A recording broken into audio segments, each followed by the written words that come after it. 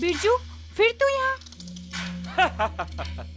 रानी, खाली डाइने सिनेमा में पिक्चर देखो।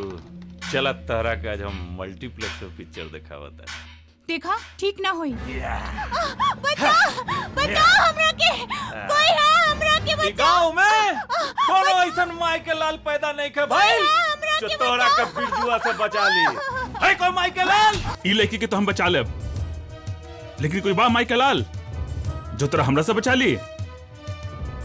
लगता कि तू भी अपन घर से क्रिया खा के आयल रहे, हाथ पैर तुड़वा के जाए। समझ ले?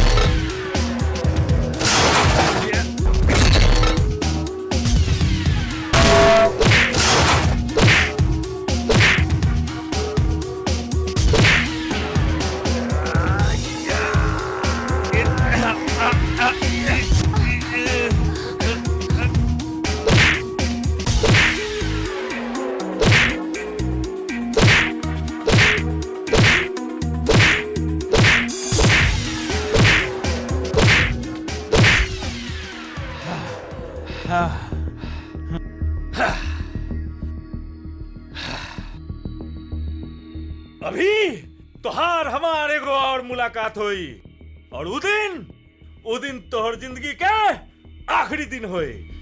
हाँ।